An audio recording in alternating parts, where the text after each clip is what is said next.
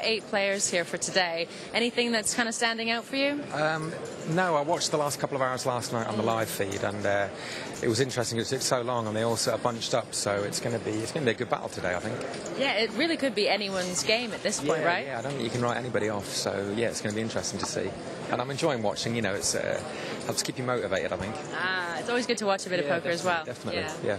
Good. Well, we have some great guys in the commentary booth. I believe Daniel Negreanu is there now. So right back to you guys for lots more on this action. Indeed, I am now joined by Daniel Negreanu from Team PokerStars Pro. Daniel, it's good to see you again. Season 5 of the EPT, your second season on the tour. Yeah, and so far, you know, no good. But I'll tell you what, you're lucky to have me here because you pried me away from the beach. Really, I was having a great day just lounging out there. And there I was going to think, if we gave you the choice of watching some live poker action or sitting on a beach, you'd choose poker 99 times out of 100. I don't know, well, it depends. Only if I could, you know, commentate with you. Anybody else, I wasn't even going to come. I actually asked, I said, you know, who's doing it? Okay, I'll show up. That was the sweetener. Yeah. To 82,000.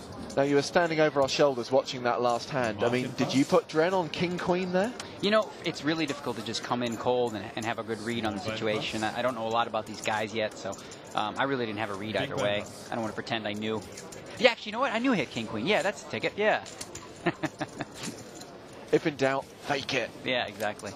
Any questions you've got for Daniel Negreanu, nuts@eptlive.com. We'll work through the inbox over the course of the next half hour. Nuts@eptlive.com. Have had a couple of emails. This is from Coe Gavin from Ireland. I don't know whether this is one of Finton's relatives, saying Brian Cowan, the Prime Minister of Ireland, has announced there'll be a public holiday tomorrow if Finton wins. That's a joke, right? I think that's a joke. And a question from Tom in Denmark. I have a brother who plays lots of poker on Stars. What if he qualifies to a live tournament and his English is really bad? What can he do? Tom, he'll be fine. There is a cliche that actions speak louder than words, and it's so true in poker. All you need to do is just push your chips in. Right. If you want to raise, stick your finger up way in the air. If you want to fold, throw your cards in. Shouldn't be too difficult. Big blind, and Daniele moves. We've got an all-in from the short stack. Daniele Mazzia with fewer now than 10 big blinds pushing in. Well, this is a pretty standard play when you're a short stack. The blinds are so important to win the antes and blinds here that if he has any sort of a king-8, you know, an ace-7, you just got to shove. Finton pass. Oh, but he's actually on the button. Or no, he's not. Never mind. I thought he was in the small blind. Okay, I'm new. I get a mulligan, right? You get a mulligan. Either way, you'll catch up with the action soon. Either way, with 290,000, his play is pretty much going to be to move all in. Yeah. With the blinds already at 15 and 30,000. I got that part right, huh? So at this point, it just comes down to like, do you have a hand? You know, there's no more real poker left to be played. It's as simple as, do I have a hand that's good enough to call, or do I not? You can't outplay him at this point. The answer for Martin Nielsen and Davide Katai is no. Drenu Keller now up to 1.2 million in chips. So that represents about 25% of his stack. Wow. And Dren from the small blind re-raise. He wants to get rid of Jason Mercier. Okay, he did it rather quickly. Now on Jason in the big blind. He's 2 all-ins. I'm feeling for some reason a pair of 10s or an ace-queen from the second all-in. I could be dead wrong. Watch this. He'll have like nothing. Jason looks like he has a hand, but can't play. And Jason pass. Shows we have 7s. He folded 7s, Jason Mercier. Daniele Mazzia all in against Dren. So Dren gets some chips back. It's Daniele Mazzia who's all in. Ace deuce. Ace deuce for Danielle. Hand is pocket 10s. Pocket 10s! I'm so good. It's scary sometimes. No, actually, it was just a little bit of body language. It looked like he was very aggressive with his all-in when he said it. So I felt like he was trying to scare Jason a little. So pocket 10s for Dren. Mazzia all in with ace. One overcard for Daniele Mazzia. He's going to need to hit, or he's out of here. I was just going to do the John Duthie and put someone on pocket 10s every hand. 6 straight 9 with 2 hearts. So far, so good for the 10s. No help for Daniele. Daniele needs an ace. And to be honest with you, with the ace deuce there, I'm not so sure I would have moved in with 300,000 in chips. I realize it's very, very short, but he was in quite early position. He had a lot of players stacked behind him. Now he has a flush draw with the deuce. He's picked up a flush draw. He's got the deuce of hearts in his hand. So a heart or an ace on the river to survive. The Italians are calling for it. It's a clear heart.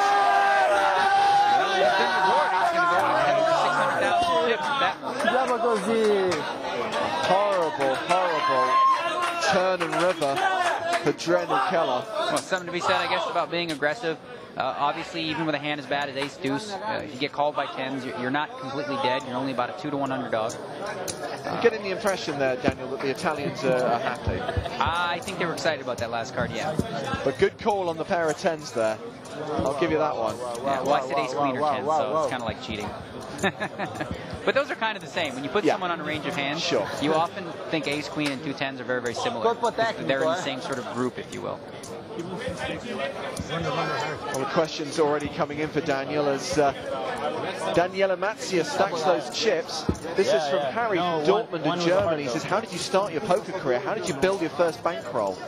Well, I started as a teenager. I was a snooker player, actually, in Canada. Played pool and was kind of just doing a little gambling there on that. And I also had like a little job for a minute. But other than that, just started really, really small in house games and things like that, and built it up slowly and would go broke and borrow money and do it again. We're going to see that celebration one more time. The king came on the river. He made the flush. Man hug. I miss being on the EPT. It's been a while, obviously a full year it seems like, and there's definitely, like I said, I've been playing some other tournaments, but nothing with the vibe that you see here. So there's the leaderboard after that hand. Sebastian Ruthenberg, chip leader with 1.2 million. Martin Nielsen still up there with more than 1 million in chips. And we can see that Daniela Matzia is moved up to 634,000. The new short stack is Jason Mercier, Samuel Chartier's friend, also not very comfortable at the moment. Blind still 15 and 30,000. Yeah, seven parts. The question, I guess, for guys like Jason Mercier right now, he's got 380,000. Is it a situation where it's all in or nothing? And most players would say yes, that's the case. But I don't know. I feel like he could still potentially get away with doing a few creative things, like possibly a limp, see a flop, or possibly a small raise and fold. It's not quite desperation time yet with 400,000, I don't believe. Let's try and work through a few more emails because, as ever, Daniel, you're a very popular man. Eduard Norel from Romania says you are a fantastic poker player, but above all, an absolutely marvellous person. Mulțumesc.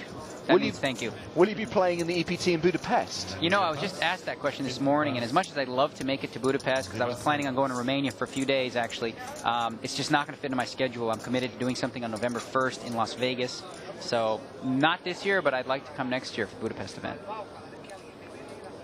Action here on Martin Nielsen. We've had a question about Martin. I'll get to that in a moment. Let's see what he does here. He's raising.